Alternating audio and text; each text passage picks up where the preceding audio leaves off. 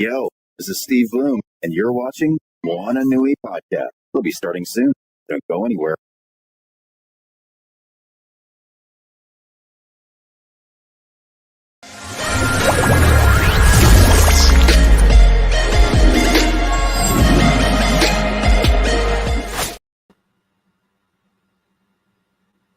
Oh, hello there. And welcome to a very special episode of the Moana Nui Podcast. I am your host, Cece the Geek, or your guest host, Cece the Geek. And I want to give a huge shout out to Dana and Moana of the Moana Nui Podcast for having me on the show and for trusting me with this very special topic, very important topic with a very special guest. So without further ado, it is my honor and privilege to introduce Ms. Shae Reigns, Master of Social Work. Hi, Welcome. Thank you for being here. So I just want to dive right in. First, I want to give you a chance to formally introduce yourself. And I love opening with the question, who are you and what is your passion? Oh, girl. We need a whole new episode. No. I know. My name is Shae. Shae Reigns. Some of you might know me as Rain Shae, depending on where you met me. And I am a licensed social worker, master of social work. I am a clinical social worker. I am a therapist. I provide mental health professional consultations. And I am here because I am passionate about helping people in all kinds of different ways. And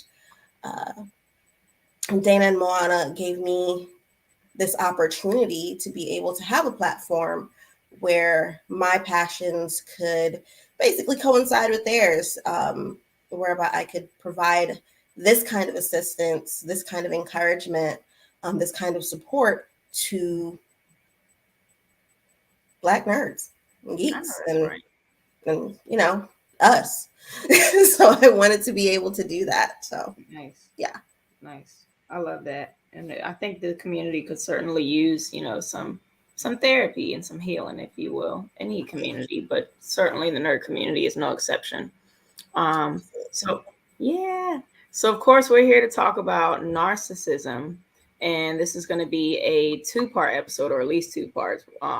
So if I want to start out with what exactly is narcissism, because I think a lot of times the meaning gets construed or misused. So can you give us your expert definition of narcissism?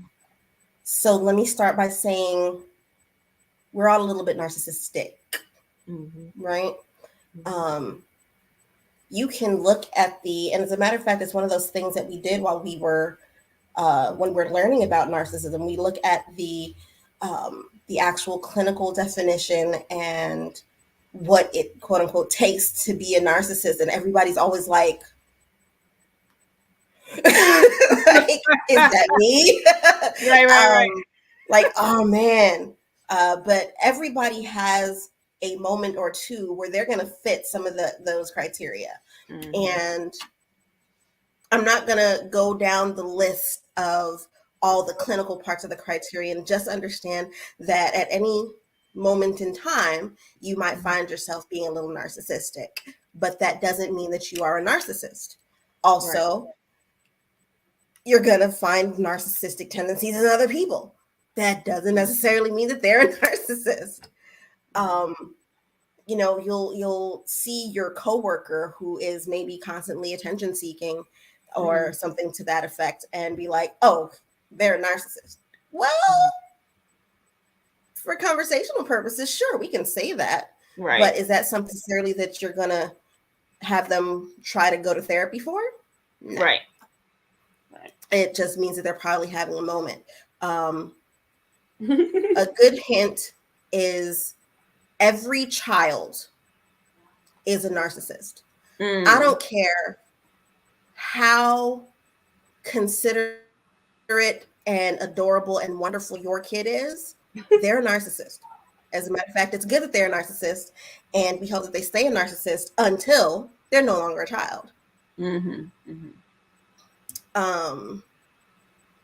Because really, when it comes down to it, a kid doesn't have or shouldn't have anyone but themselves to be worried about. Okay, if your kid has to worry too much about other people and they're not allowed to actually be a narcissist while they're a kid, they're not going to grow out of it. Okay, so that's a good starting point, I think, is your kid should be a narcissist until. Right. Facts. I love it. Yeah, so we start there, and we can go a little bit more in depth, but I just want to make it clear that most of us get it wrong. So do not be alarmed.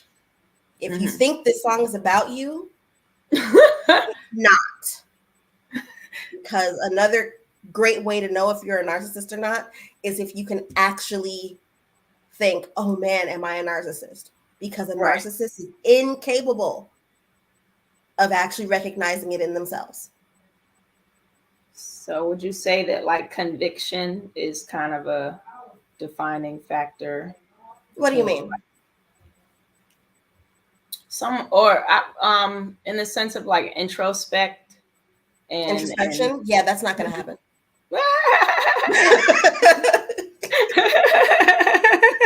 that's like one of the things, like you would think that all they would do would be think about themselves, think about their own thoughts, right? Right. And that's how we understand narcissism to work, at least in layman terms, is, oh, they're just going to be really self-centered.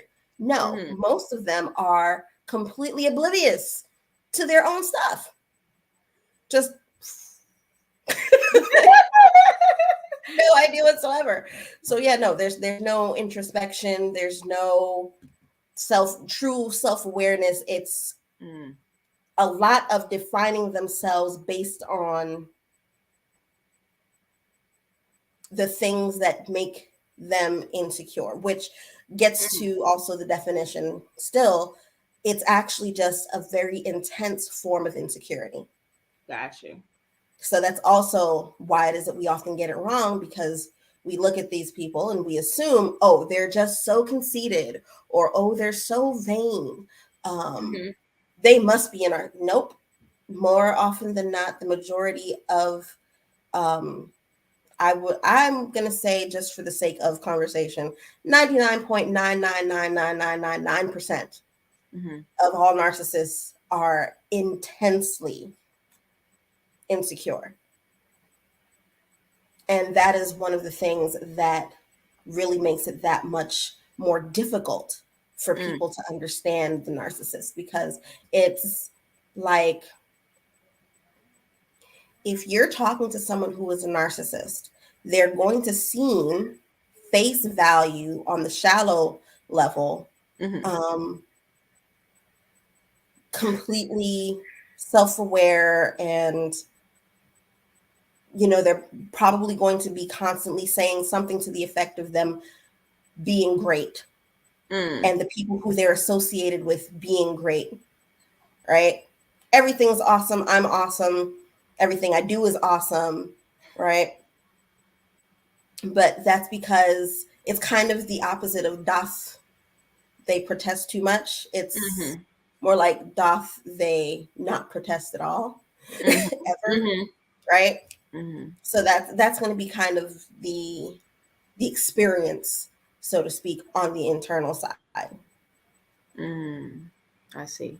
So you kind of started to tap into my next question, but perhaps you can elaborate a little bit further on what are some traits, like what is narcissism and what is it not, essentially? What are traits or symptoms of narcissism that are prominent, that are most prominent? Because I'm sure there are many.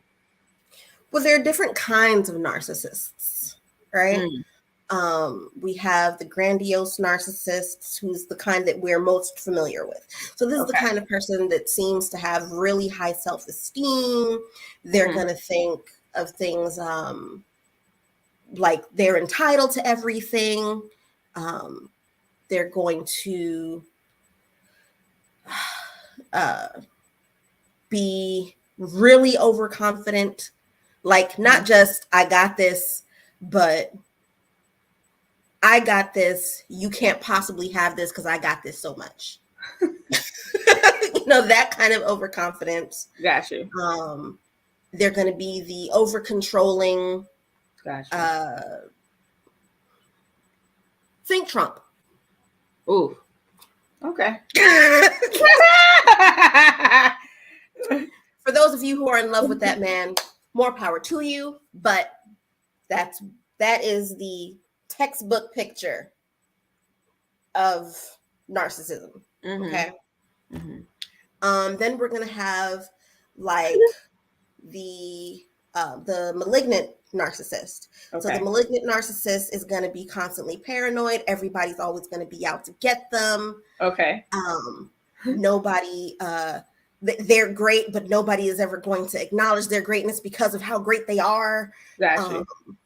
That kind of where their narcissism actually is manifested completely negatively. Gotcha. Okay. And that one is one of those that, especially in classifying it, that's when everybody's just like, right, because everybody's had that moment of, man, people just don't know how great I am. Yeah, if only you understood, right? Yeah.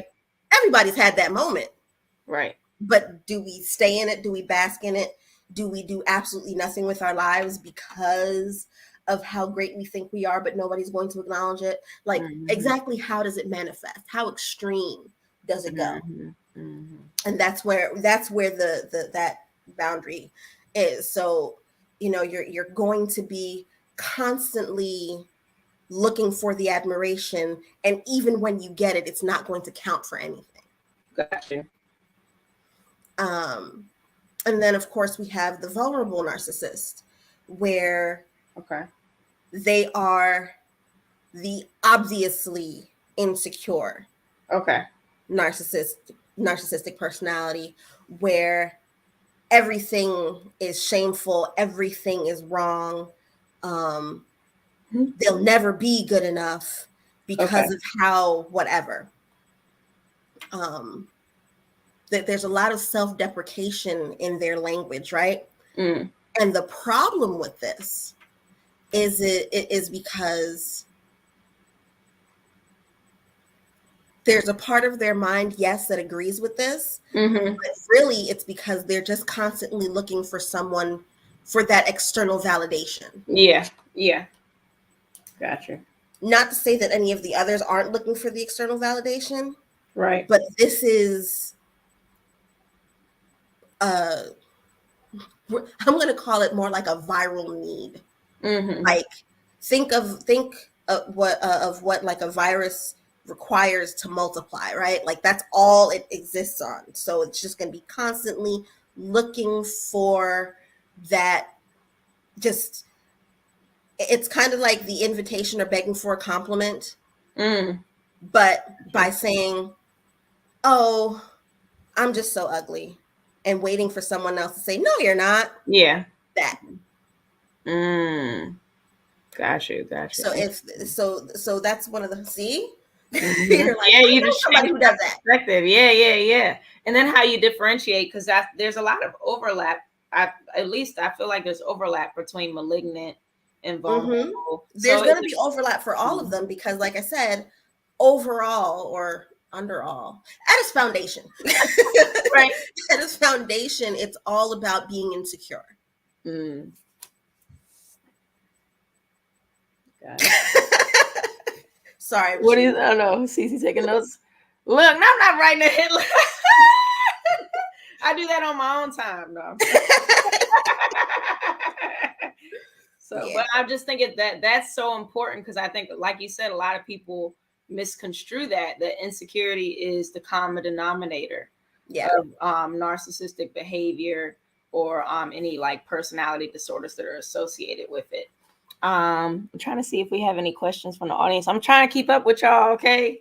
Well, we appreciate your comments. Definitely feel free to chime in. I want to integrate your questions as best as I can. But the next question I wanted to ask you is, what's the difference between narcissism and vanity? Is it just a matter of extremes, or how does that work? Well, from a clinical perspective, the major difference with any personality disorder is whether or not it causes a difficulty to live life. Gotcha. Right? So that's I use the example of the broken leg or the leg that falls off pretty often, right? You know that you have a problem if your leg falls off, right? Your leg has fallen off. Right. You're not going to be able to walk properly. Your life is going to be severely curtailed because your leg just fell off. Yeah. What are you supposed to do with that? Right. Right. So with any personality disorder, with any mental situation in general, the defining factor between whether it's a disorder or if it's just a momentary thing is if it is actually causing an interruption in your life. So it's the difference between your leg falling off and your leg just having a momentary ache. It's like, oh, that hurt. Keep it moving. You don't have a disorder. Your leg was hurt for half a second. On the other hand, your leg falls off. That's a problem. Right. So you have a moment where you're feeling insecure. That's okay. You don't have a disorder. You were feeling insecure for a moment. Right. On the other hand, if it is causing a disruption in your life, like I said, especially with the malignant narcissist who often will not make moves in life because they don't get the validation that they are so sure that they deserve, right? Or they don't get the kind of validation or the validation from the people or whatever it is that they're looking for because of that. So they don't actually do anything, right? That's one of those things where it's, you can't move forward in life because of your narcissism. Right.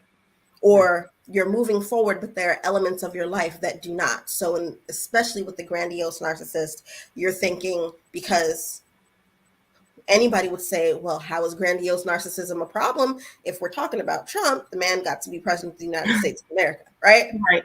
But if you look at his personal relationships, as stated by our friend here, JD, right, his wives don't even love him. Yeah. Right? Yeah. His interpersonal relationships suffer greatly. Yeah. Right? His kids might still be there, but why? Right. And I'll leave that just as an open question.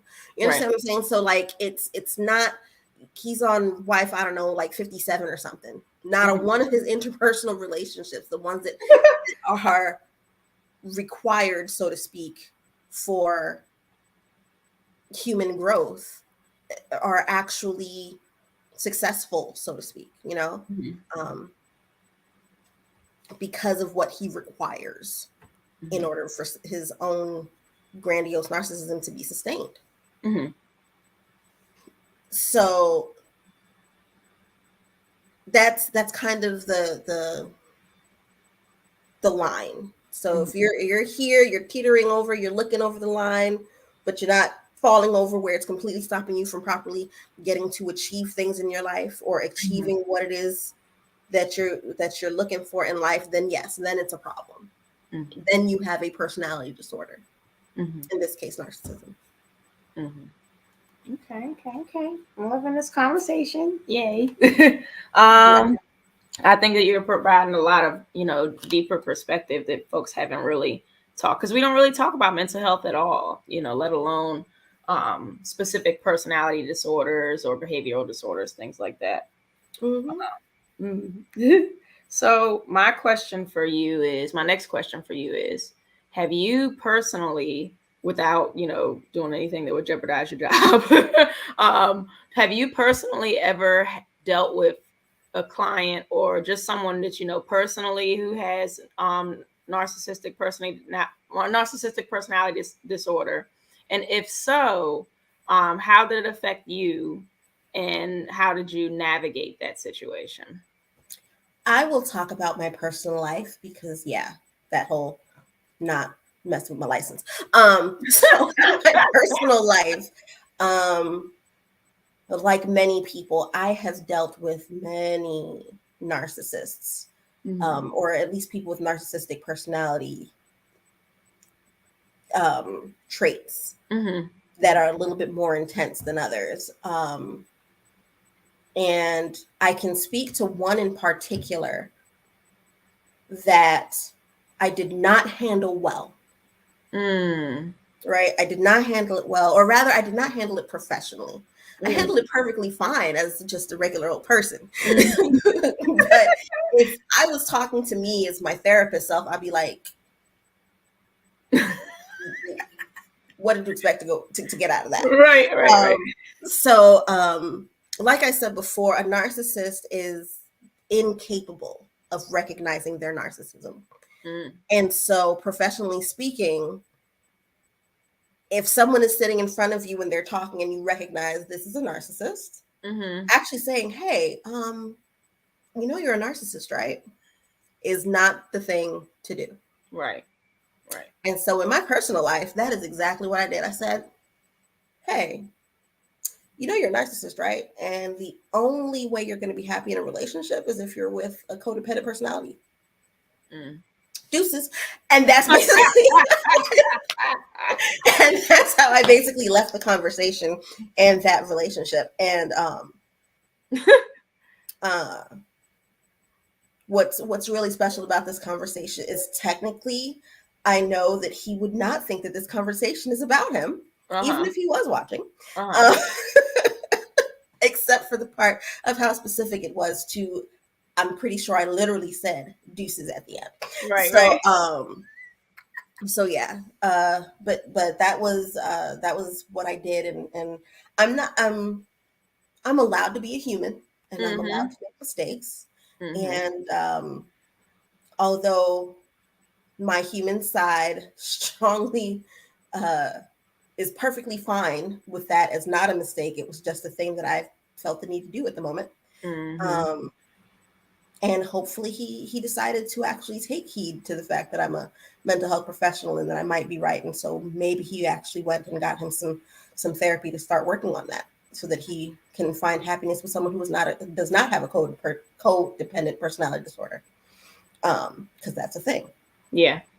And can you talk a little bit about codependency? Oh, sure. Think kind of the opposite of a narcissist, except for the insecurity. So a codependent personality is going to be someone who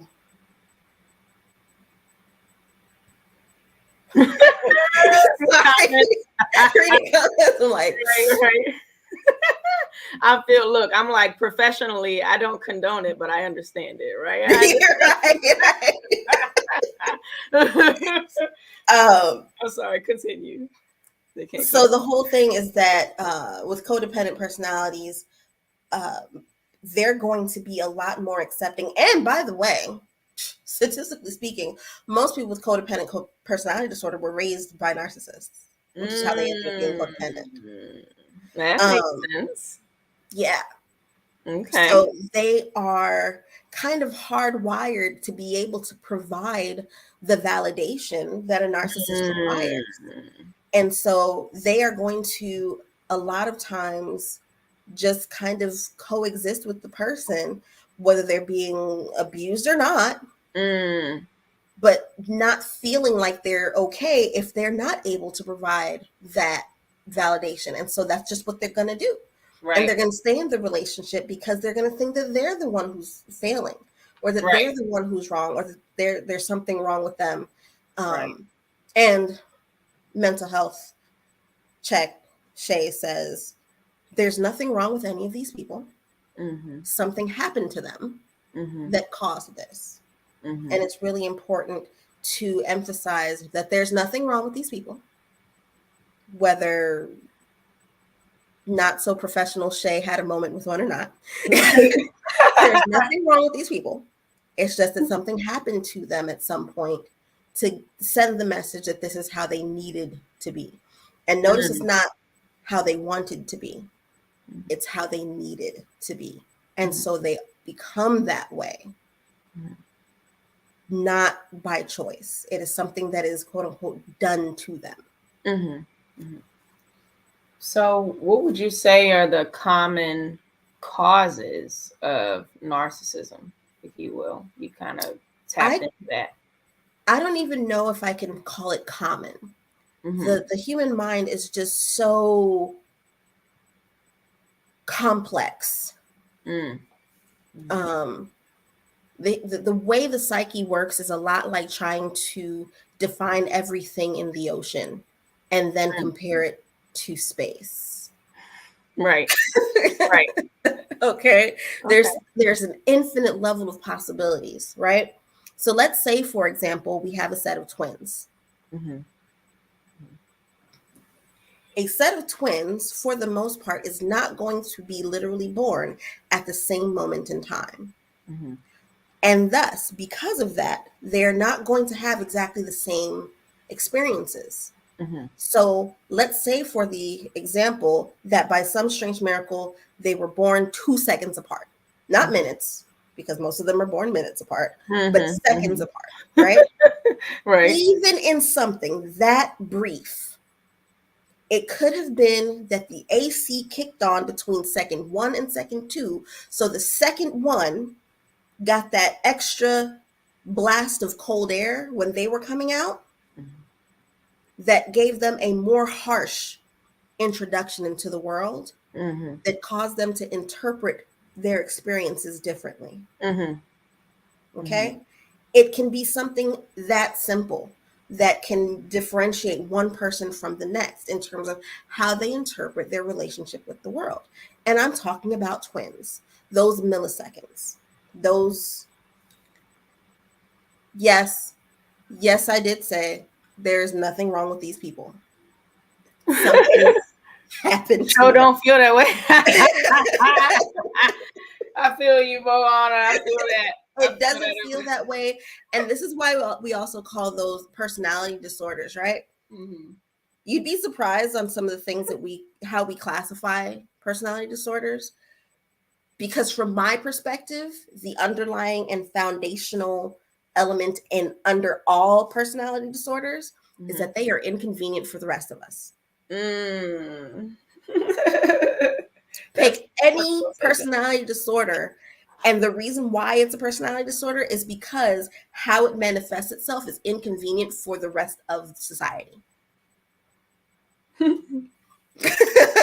It's okay. Sorry, I didn't mean to interrupt. No, you good. I like the twin thing too. So, and that actually brings me back to, I was going to ask, so you kind of believe in the butterfly effect in that sense, that like any small thing. Well, when it comes to how it is that we interpret our relationship in the world, it can be that simple.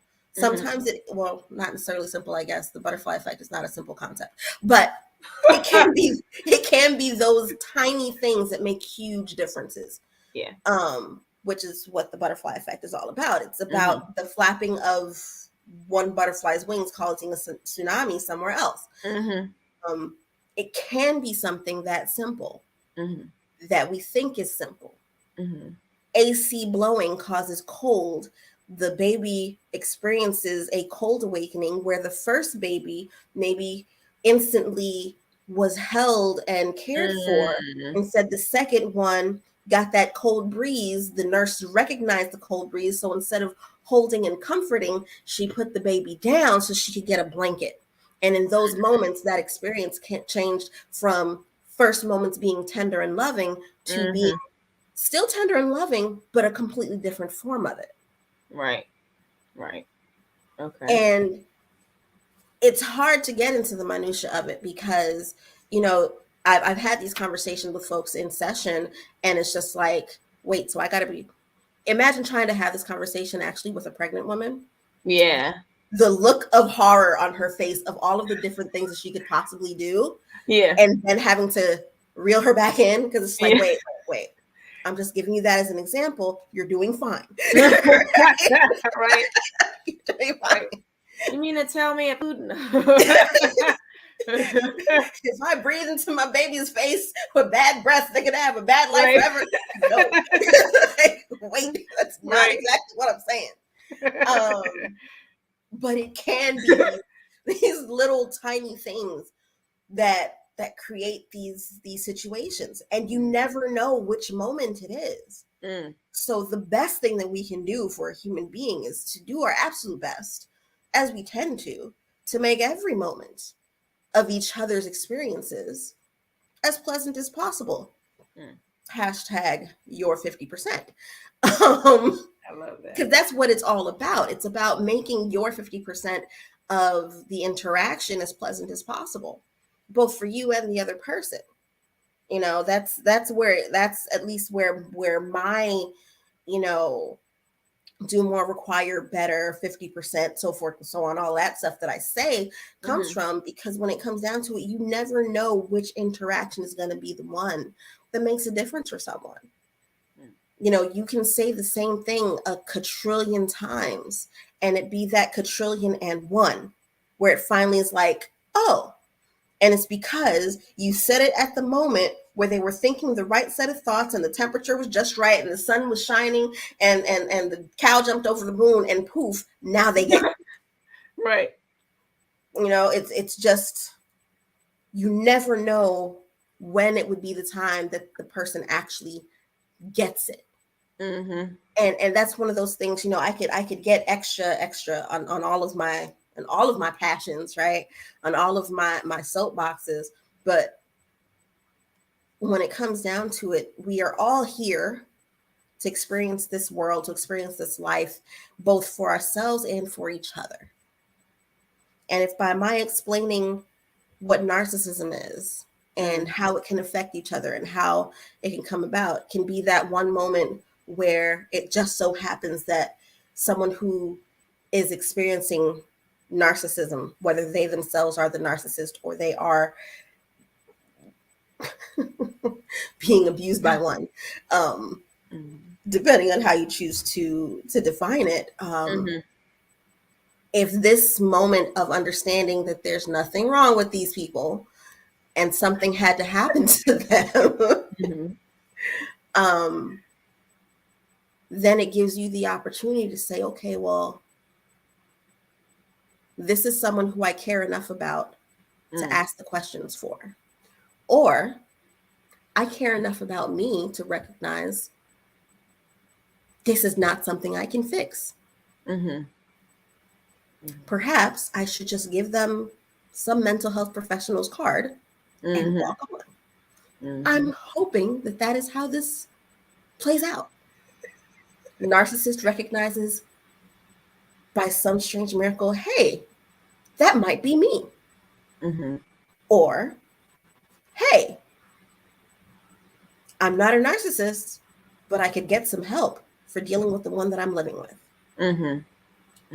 So whether you are a narcissist or whether you are the codependent person who is in need of validation and salvation, hi, there's nothing wrong with you.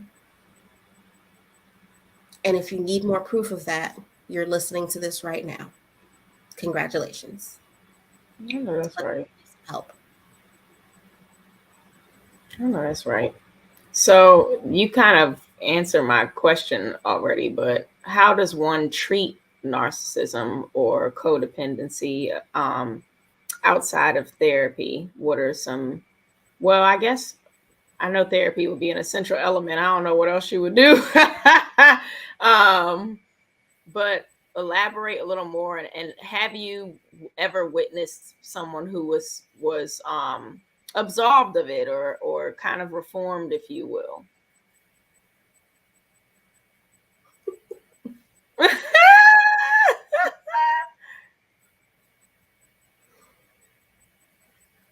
The answer to the last question is no. Okay. The answer to the first question is I do not, at least according to what the textbooks say, I do not believe it is possible for a narcissist to self-treat such that they would actually be absolved of it just naturally, because their own thought processes would talk them back into the narcissism. So that it's kind of just the progression of that kind of thing. Right. Yeah. So no. I don't. I'm not a fan of absolute statements, except for that no one ever, anywhere, ever got anywhere alone. It's the only absolute statement that I am comfortable making, period. Because that is the absolute 100% of the time truth. You're not wrong. Look, what she? Well, what the hell? I know, Moana. We gotta. I know it's gonna be. I apologize. I don't like having that's. I am a fan of the hard to swallow pill, but that one also tastes like battery acid. Yes, this is why we need a part 2. How do you? Oh yeah, good question, Moana. And I was gonna ask, what do you recommend? Any resources? So, like, of course, that folks can reach out to you personally. I would presume you have some availability. I am not a specialist. Let me reel that in real quick, okay? I am not a specialist. Narcissistic personality disorder requires specialized care. Okay. And that is not just me saying that. When we learned about it in school, they tell us, or at least 3 of my professors told us, don't even try until you get the specialized training. Because then basically the ethical argument is, do you treat the narcissist indefinitely? Because that's how that would go. You would be in treatment for them indefinitely, always and forever. Because they would not be truly able to acknowledge it, and their own thought processes will constantly take them back to square one. Got you. And so it requires someone who is specially trained and specially all of that. I don't even know what it would be, what the specialization is called. I would just know that it's not mine. That's the assignment, right? It's not mine. Even in my personal life, I handle it horribly. So I mean, hey, like you said, we're all human, so that's right. So so no, it's not just any therapist who would necessarily be able to treat that. We can all certainly try and make our best efforts, and there might be some random miracle kind of situation, and I shouldn't say miracle, but it might be some kind of a random situation where in treating something else, because there are comorbidities that come with narcissism, depression and so forth and so on, that through treating that, the narcissism can be treated. Okay. But to specifically send someone to treatment for narcissism, first of all, you're not getting a narcissism to go in for treatment for their narcissism, because they won't be able to acknowledge they have it. Right. So, yeah, that's just not gonna happen. So you gotta kind of be like, it's like with a pet, and you're putting the medicine in the treat, and then that's how you get them to eat. I hate to use an analogy, but so if we deal with one, we feel like we're No, it is not you. And on the plus side, if you actually feel like you're banging your head against the wall, that also means that you're not a codependent person. So congratulations. That's growth. Or you might have some codependency, but you don't have the personality disorder. So there's that. But,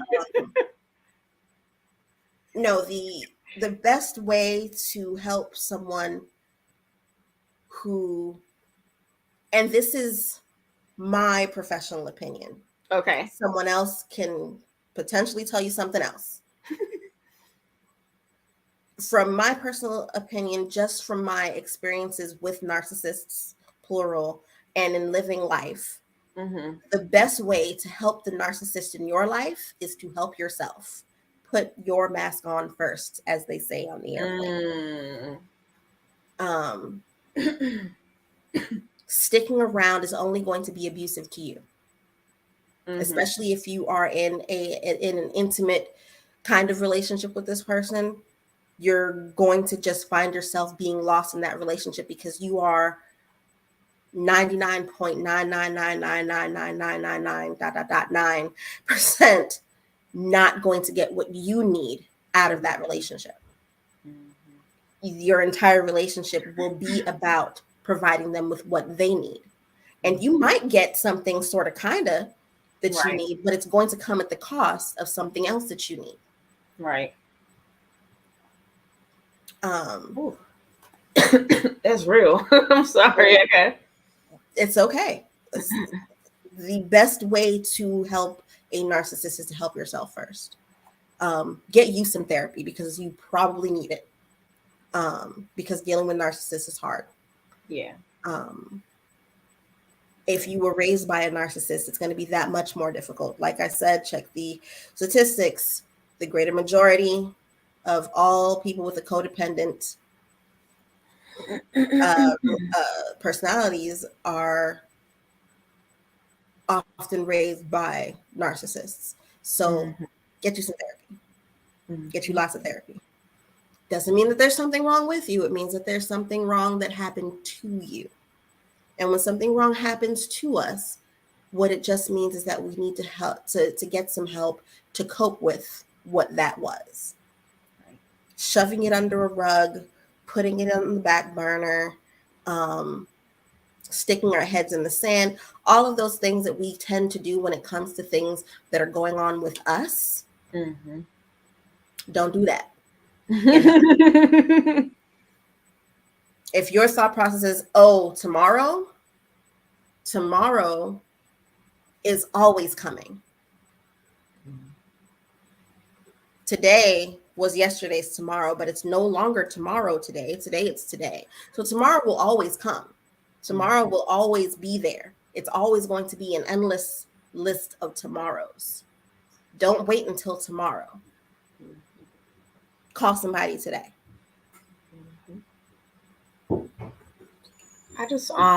I hope you would agree. Well, I think you would agree with me that I also think that there doesn't necessarily have to be a disorder or anything to that extent for you to have to go to therapy. Sometimes it's just nice to have that option. And, you know, it helps you navigate work. It helps you navigate school and just life and family and a lot of different things that, you know, we quite frankly aren't really taught in school or really culture to talk about growing up. So I like to call myself, when I'm talking to certain people, I like to call myself a transition specialist. Exactly. Go ahead, look at y'all listening. I know that's right. Yes. Did you wake up today? It's a good day for therapy. Are you breathing? You might need some therapy. It does not require. Just not for narcissism. Yes, that part. You want to talk to me about your depression, your anxiety, your bipolar disorder, your difficulties at work. Is the sunshine just not hitting it right? You can't figure out why is it that the dust on your bedpost is annoying you just a little bit too much. We'll talk about it. You're a narcissist and you recognize it. First of all, you're a unicorn. Congratulations. But I can't. Nitro crypto. Well, listen, whatever it is that you need to help you figure out that you need therapy, I'm all for it. Are you watching this today? You need therapy. Whatever it is, or you're listening, because some people listen to podcasts. If you're listening to this today, you need therapy. I think I was actually having a conversation with my mom a couple weeks ago. And she actually said it, and I was just like, look at you listening and learning after a quadrillion years. Yeah, it's so important because eventually we all have to recognize that today is a good day for therapy. And if we don't want to call it therapy, get you a consult. You don't want to call it a consult, get you a transition specialist, right? Having nothing to do with your gender identity. Just if you are walking and breathing and living through this life, get a therapist because we can help you do that. Mm-hmm. Young, old. Sometimes I feel like we should come out the womb and have a therapist assigned to us, just in case. Like, just in case they also come out and they can talk. That would be really nice, wouldn't it? Yep. Imagine a world. You're Pampers and a therapist. Yeah. Right? Imagine a world where everyone has access to mental health care. It's crazy. Where they do that at? Crazy. Right. Oh my gosh.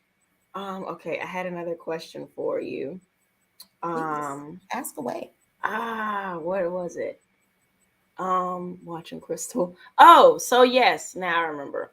So you said earlier that you really have a passion for helping people, and particularly need to be part of the benefits you get once you're born. Let's start right. Exactly, Dana. But you said earlier that particularly you are an advocate for Black people, and particularly Black nerds, blurs, for having therapy in their lives, or consult or whatever the case may be. And why do you think that's so important? I'm not judging you. This is a judgment-free zone. Okay. I want to rewind because I want to be clear. In my personal life, I can say, yes, I have a passion for helping people who look like me, mm-hmm. and people who have similar interests as mine, because I am also a Black nerd. Mm-hmm, mm-hmm. In my personal life, I would say that. As a professional, mm-hmm. I would not. Okay. Because my professional soapbox requires me to also acknowledge that as people walking this earth and interacting with each other, helping everyone also helps us. And I cannot claim to want to help us and then, at least from my perspective, mm-hmm. claim to want to help us and then not help everyone else. Because the random racist redneck who only watches football and, I don't know, the Bounty Hunter show with that other racist dude, right? Whatever. Like, if that's all they watch. So mm-hmm. definitely not a nerd, definitely not Black. Mm-hmm. And they show up in my office or they show up where I work mm-hmm. and they say, hey, I need help. And I'm like, no.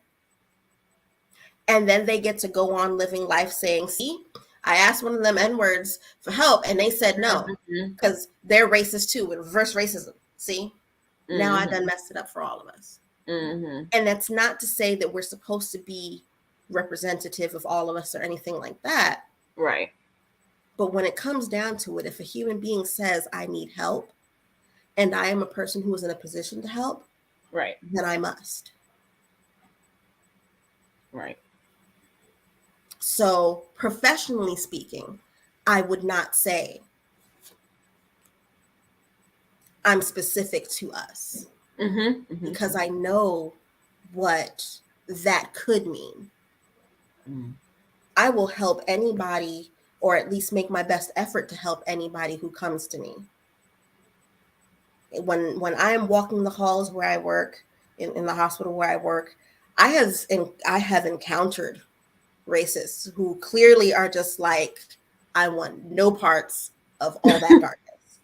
And I'm like, cool, but you look lost. Are you absolutely sure, Mr.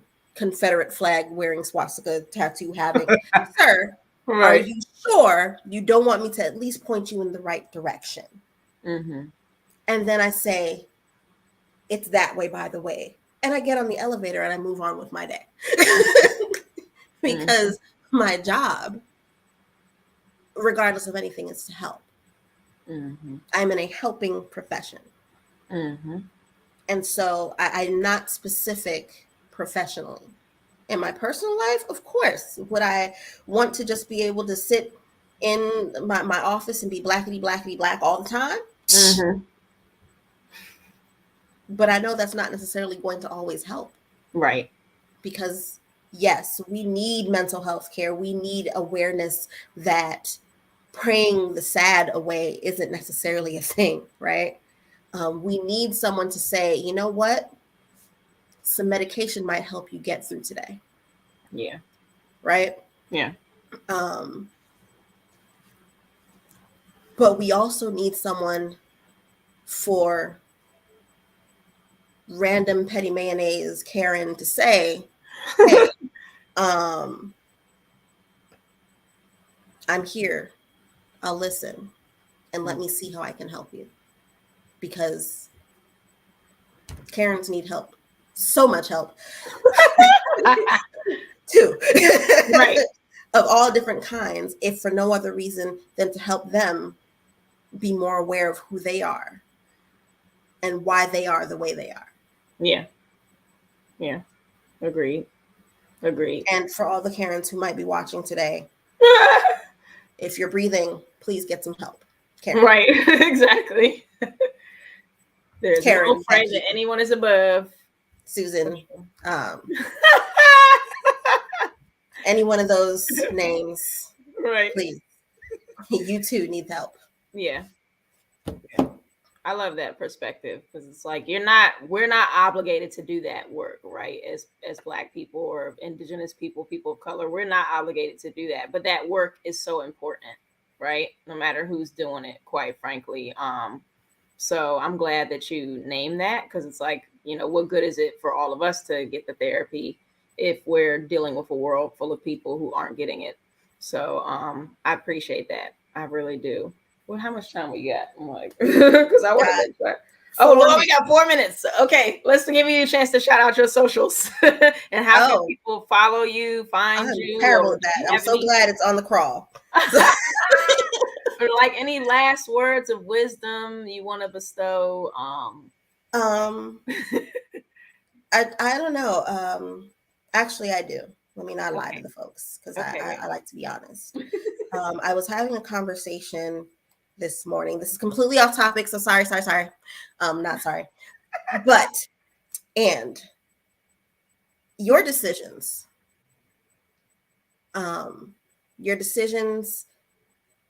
make a difference. The decision to watch this show today isn't necessarily just about giving us the extra click.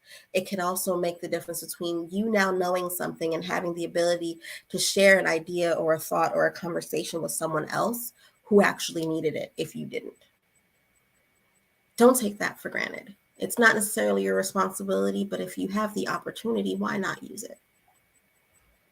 Make your decisions and your 50% count. That would be my final thought. I love that. Very well said. Very well said. I'm so grateful to have shared this hour with you.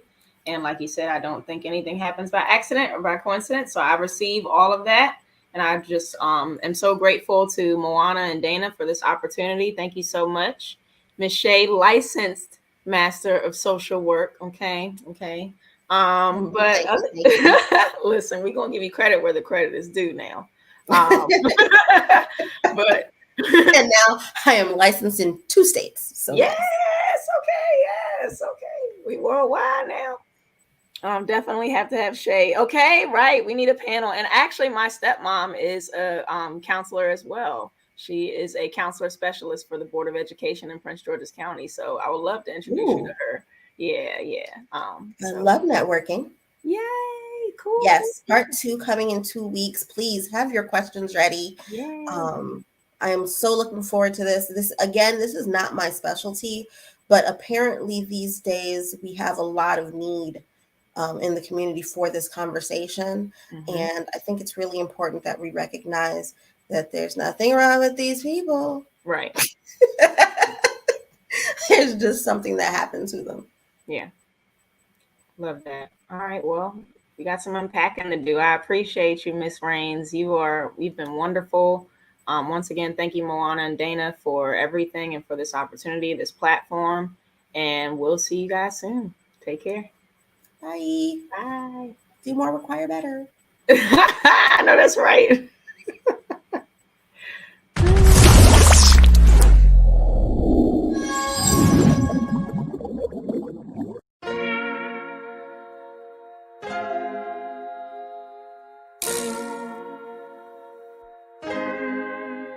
So many stories left to tell, even if we have to ourselves. Can't keep history on the shelf. If they won't tell it, we will. If this the land of the free, it was a freedom then. When they annexed Hawaii and called it Cedar Lands, without any type of payment and no signing off. Called themselves a republic in 1894. 1.2 million acres overtaken from the native Hawaiians. When they resisted, the West retaliated in violence and erasure. The Hawaiian language is banned as part of colonialism's plan to expand, yeah. Stuck between a rock and a hard place. Multiple bombings of Kaho'olawe. As a part of their ongoing war with Asia, used it as a place for target practice. No consent or compensation. Colonizers call for annexation. No work out for all the locals. School will never let you know. So many stories left to tell, even if we have to ourselves. Can't keep history on the shelf. If we won't tell it, we will. Too many stories left to tell, even if we have to ourselves. Can't keep history on the shelf. If we won't tell it, we will. We will. So if we put Hawaii into perspective, well, Black and Asian history is interconnected. Considering the fight with the Pacific, then of course, versus Asia, they was treated as a middleman for war, but didn't let the Western colorism run its course, cause dark skin was a sign of dignity to core. The land was taken in the name of capitalism, when prior to it was an actual kingdom. Clap back at the system. Stuck between a rock and a hard place. Multiple bombings of Kaho'olawe. As a part of their ongoing war with Asia, used it as a place for target practice. No consent or compensation. Colonizers call for annexation. No work out for all the locals. School will never let you know. So many stories left to tell, even if we have to ourselves. Can't keep history on the shelf. If we won't tell it, we will. Too many stories left to tell, even if we have to ourselves. Can't keep history on the shelf. If we won't tell it, we will. So many stories left to tell, even if we have to ourselves. Can't keep history on the shelf. If we won't tell it, we will. Too many stories left to tell, even if we have to ourselves. Can't keep history on the shelf. If we won't tell it, we will. We will.